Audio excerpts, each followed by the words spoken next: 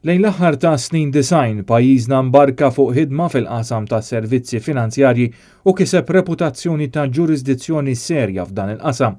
Din reputazzjoni kienet l-ikbar inċentiv biex dan is-settur kiber tul is-snin. Sostna dan George Manjon, konsulent fil-qasam ta' servizzi finanzjarji waqt il-programm Dritt tal-Punt fuq Net Television li iddiskuta l-effetti tal-grey listing min-naħa tal-FATF f'Ġunju li għadda, li wassal biex l-aħjar karta li tilab Malta spiċċat fix-xejn. Manjon qal li biex noħorġu mill-lista l-griża rridu nibdew mill-ġdid u saħaq dwar l-importanza ta' sforz nazzjonali.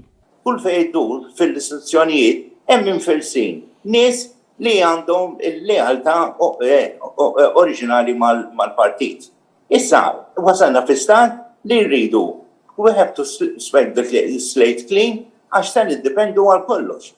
U għal ħares dawn il-gaming companies, u għal ħares il-pharmaceuticals, u ġiġa lajna waħda fuq il-turizmu, tajjeb, u rridu wkoll nirriformaw ruħna fuq aspetti oħrajn.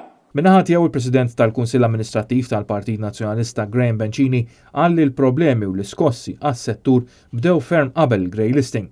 Fil-fatt il-problemi bdew minn meta ex-Ministru u ex-Chief of Staff tal-Prim Ministru inqabdu b'kumpaniji segreti fil-Panama u l-Gvern m'għamel xejn. Fil-programm immexxi minn Rodrika Ġuż Bencini qal li wara r-rapport tal-Manival il-Gvern poġġa ħafna pressjoni fuq l-operaturi fis-servizzi finanzjarji għal dak li għandu x'jaqsam ma' compliance u proċeduri ta' KYC. Iżda il-Gvern innifsu qatt ma ħa azzjoni fuq l-iskandli li ġibdu dan l-iskrutinju internazzjonali fuq pajjiżna. U tenna li dawn l-effetti se jħassu lil hinn mill-persuni involuti direttament fis-settur iżda se jkunu fuq il-pajjiż kollu.